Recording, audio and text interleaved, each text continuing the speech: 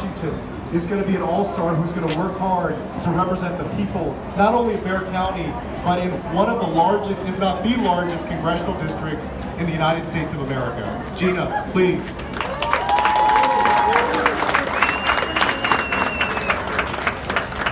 Well, good evening. Good evening.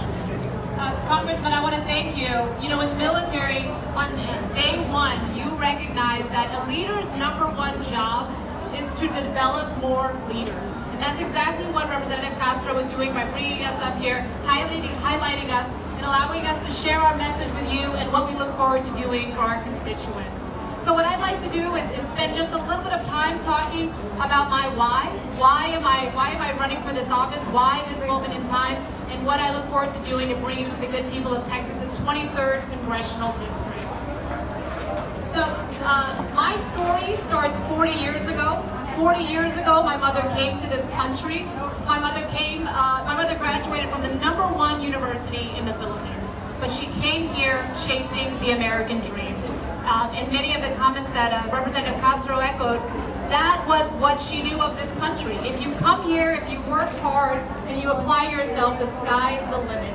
So she humbled herself. The opportunity to come here was actually as a domestic helper. So you better understand that my younger sister and I were reminded every single day that our trajectory in life was in no small part to be born in this country. We weren't smart enough to be born in this country. We were lucky enough to be born here. It wasn't always easy. Reduced lunch, why do I think that's important? Because I needed it. Subsidized housing, why do I think that's important? Because I needed it. All of those were critical investments, not handouts, investments that allowed me to earn a 4-year Air Force ROTC scholarship that took me from John Jay High School to Boston University. Yeah, do we have any Mustangs? Yeah. I would go on to serve in the Air Force as an intelligence officer. I deployed to Iraq. I served under Don't Ask, Don't Tell. When I came back from Iraq, though, I wanted to surprise my mom, and she, in fact, surprised me, letting me know that while I'd been deployed, there was 1 week where we didn't speak, and it sticks out of my mind to this day. But she says it was during that week that I was diagnosed with colon cancer. I had the surgery, and I'm already undergoing chemotherapy. So I, in that split second, knew that I would be with my mom from then on. So I decided to leave the Air Force and be with my mom during that time. I knew I'd have a lot of jobs, but I would have one mom, so it was important for me to be there. I would go on to advise on operations all over Latin America, all over Africa, and I wrapped up my career in the Executive Office of the President, working on economic and national security issues. Many of the things that you're reading about right now that are affecting our economy, and frankly the most vulnerable, is showing that the lines between our economic and national security are much more intertwined than we come to appreciate.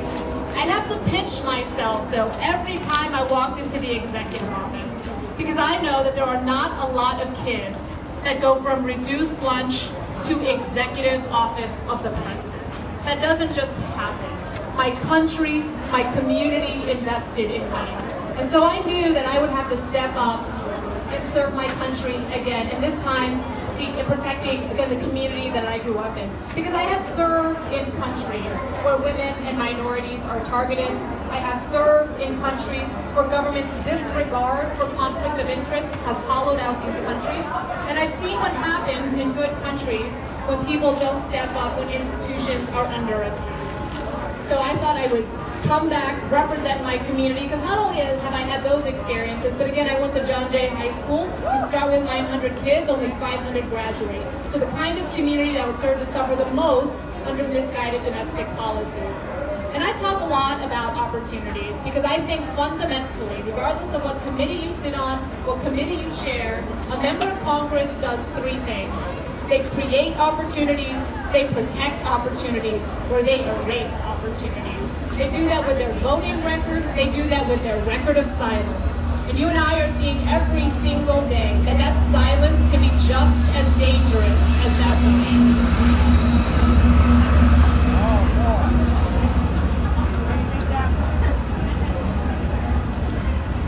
One of my earliest memories is quizzing my mom on her naturalization test. And it's why to this day I know Patrick Henry said, "Give me liberty or give me death." I know him. And I would come to find out that I would never have to take that test. But I think you and I know we are being tested.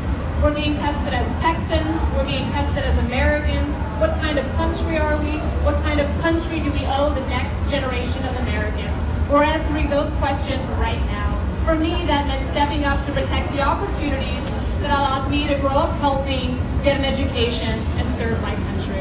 I want to share just a couple of things along the trail, because you're not just voting for me, and you're not just voting for each of these individual candidates.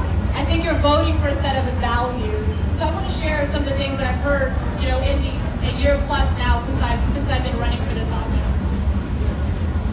The reason I talk a lot about healthcare, not only because my own personal experiences with my mother, and frankly, I also, as having been raised by a single mother, I know what it's like when your health insurance plan is, I hope you don't get sick. So as a country as rich as we are, I think we can do best by our kids, particularly our most vulnerable. And so let me show you a little bit about what healthcare looks like in this district. Representative Castro earlier was talking about the importance of representation. This train is working in, right? This train is working in. Let me tell you a little bit about why representation matters as it relates to healthcare. The last time Texas sent a new woman to Congress, I was still in high school, right? 1998. There are 36 people honored to represent our state in Washington, D.C. Only 2 of them are Democratic women. I would argue there is a direct correlation between that level of representation and the fact that a woman having a baby in Texas is 5 times more likely to die during that process than if she had that same baby in California. 1 in 10 kids in the country goes to school in Texas. 45% of our kids in Texas rely on CHIP or Medicaid for insurance.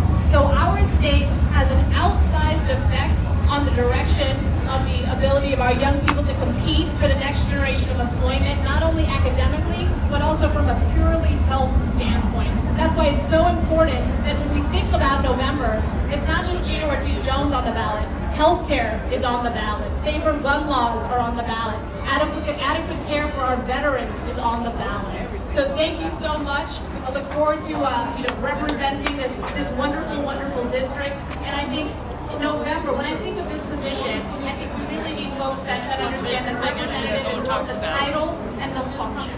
So thank you so much for your time.